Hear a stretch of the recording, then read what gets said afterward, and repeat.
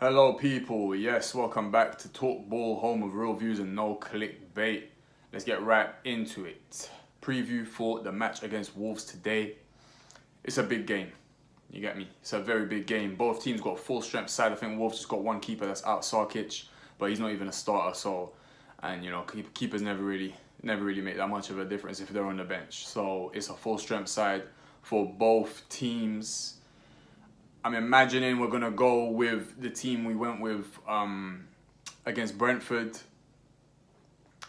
Unless Tomiyasu's fit. I don't know why Tomiyasu didn't play in the last game, but maybe he was just being cautious about him. But yeah, so Tomiyasu is going to be in the next game. Or at least he should be, in my opinion.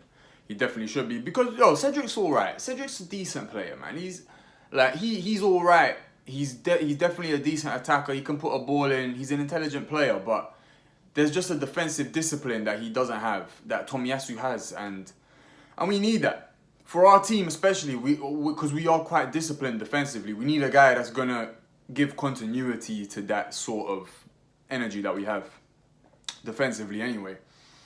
So I think that Tomiyasu is gonna play today. So we're looking at a Ramsdale, Tomiyasu, Gabriel, Ben White, Tierney. No problem with that. Very happy with that.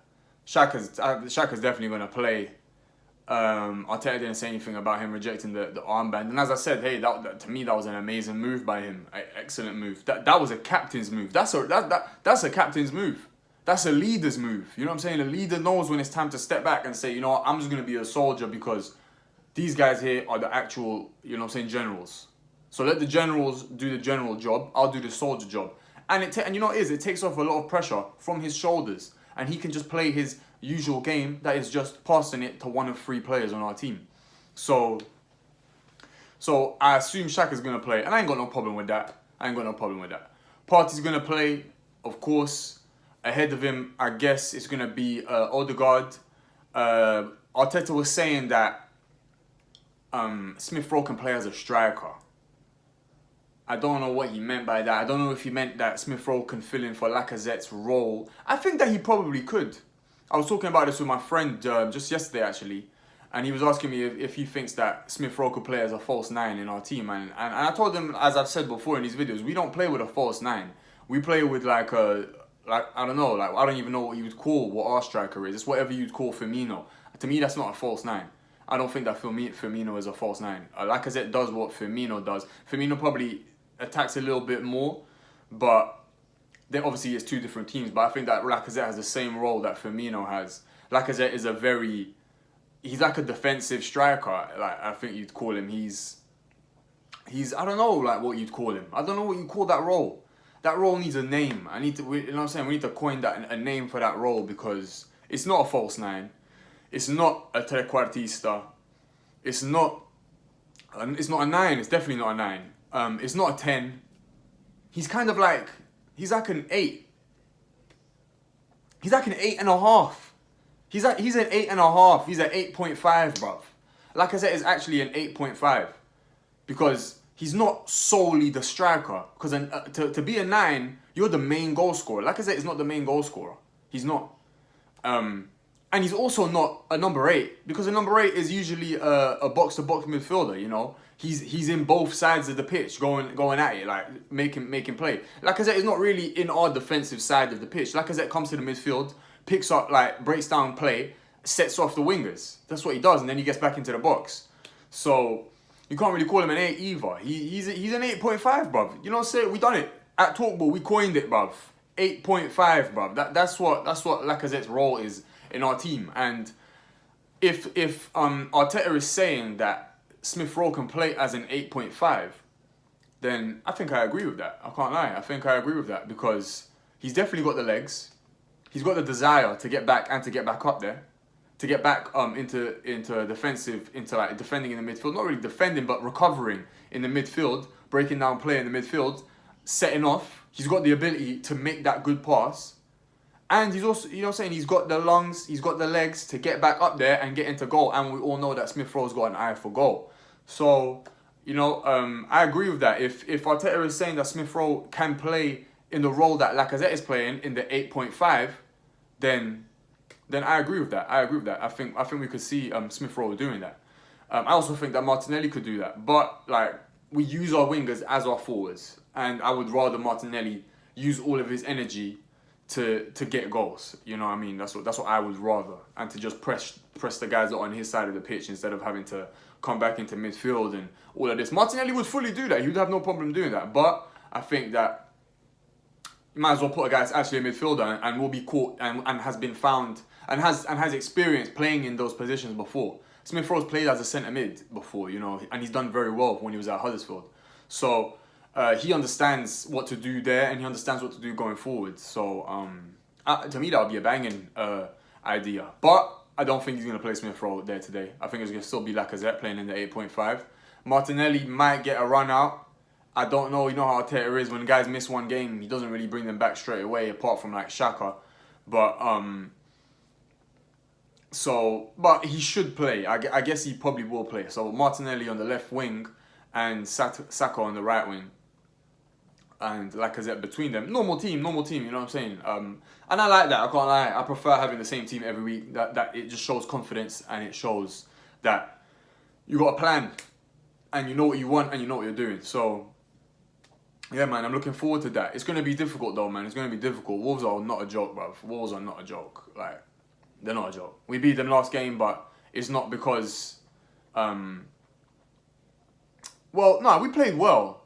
But it's not because they're shit that we lost. Like, we played well, we won because we're a decent team as well, bro. You get me? And it came down to a 1-0, and it fell to our side. So it could happen again today. It could not happen again today. There's no guarantee. I think we're gonna win, especially if we play how we played against Brentford. But Wolves are gonna play how we played against Brentford. Wolves are wavy, bro. It's not a secret. We know this. Wolves are sick, and they fully have a full strength side now because Pedro Neto is back, bro, and that is a serious winger, and he does a lot for Wolves.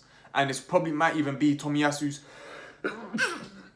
Whoa, bless me. It might even be Tomiyasu's.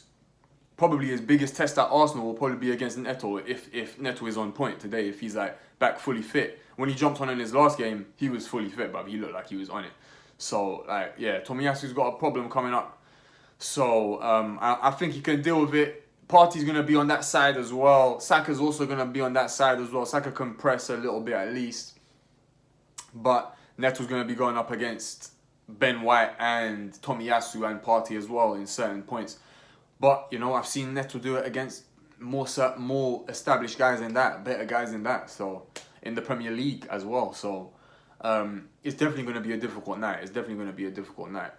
Gabriel and Ben White are really going to have to work together today because physically they can probably handle Jimenez. But Jimenez is very intelligent.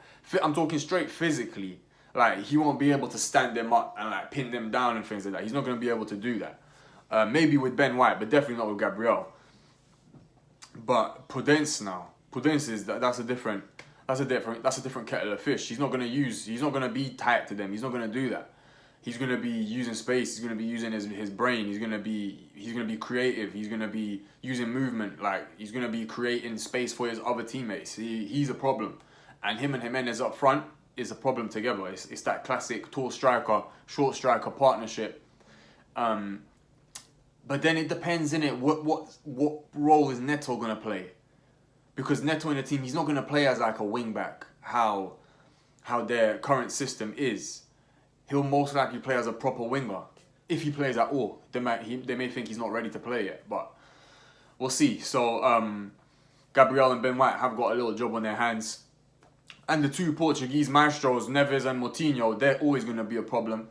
Odegaard, Xhaka and Partey are going to have to be on their toes because these guys do not play, bruv. They play football, but they do not play, bruv. Moutinho does not play, bruv. He does not play around. That guy is a bad man. 35 years old, and he runs the Prem like he's like his Power League, bruv. He moves in the Prem like his Power League, bruv. Bangs goals when he wants to, sets up goals, presses guys, runs guys down. he don't care, bro. Like, he don't care about what his age is. He treats he treats it like age ain't nothing but a number, bro. Like there's no like his muscles don't age, bro. It's crazy. And all this talk about, wow, Thiago Silva so amazing at 37, putting in good performances. Yeah, it's true, 100%. But Thiago Silva is a centre back. You know what I'm saying? It's not as demanding as a centre midfield position. And Moutinho is not just your regular centre midfield. He's not like a controller. He doesn't control the tempo. It's not like he gets the ball in midfield, turns and passes it. Moutinho is up and down. He's going mad. At 35 years old, to be doing that successfully and effectively in the Prem, so successfully and so effectively, that your team's in the running for a top 4 place in the Premier League, that's very impressive. And so we got to look out for that guy. And Neves is probably the real maestro. He's the one that picks up the ball and makes things happen. So, yeah, man, we're going to have to be careful with those guys. We really got to be careful with those guys because, as I said, they can just make shit happen, bruv. So, yeah, man, we got to be careful. Match prediction for me, I don't really like doing these because the ball is round, bruv. You never know what's going to happen. But, I think we're going to win. And I think we'll score more than 1 goal. But I think Wolves will score, man. I think Wolves will score. I'm going to go for a 2-1 prediction, bruv. 2-1 prediction for Arsenal. 2-1 prediction for Arsenal. I think Saka will score and I think Gabriel Magalhães will score. Yeah. I think set pieces are going to be important for us today. Because we play football, but so do Wolves. And Wolves know how to control a team that plays football. Maybe I think even better than we do. So I think set pieces will play a big role today. Like we're gonna need to get good fouls. We got players that are good on the ball, but we're gonna need to get good fouls. But yo, it's the same for Wolves, man. We're playing a team that's quite similar to us. We're playing a team that is quite similar to us, and they probably have found their formula earlier than us. And they also got that revenge in their blood right now. They want to beat us. They really want to beat us more than they wanted to beat us last time. So, bro, it's gonna be a tough game, bro. It's gonna be a good game, but a tough game. It's gonna be entertaining, but a tough game. But yeah, I'm gonna go with 2-1. Gabriel Magalhães and Saka's gonna score it. I think. I might be completely wrong. I most likely will be. I'm not very good with match predictions. I'm not really good. I'm quite biased. I'm not even biased. I kind of go with my emotion when it comes to match prediction. But I'll just see a wavy player and think that guy 100% is gonna score a goal. So we'll see. But yeah, that's my match prediction. 2-1 to the Arsenal. And let's hope it goes that way, man. Let's hope it goes that way because we need these 3 points. If we lose them, it's just deflating. It's mad because every match we have is going to be deflating, bro. Every match that we have is going to be...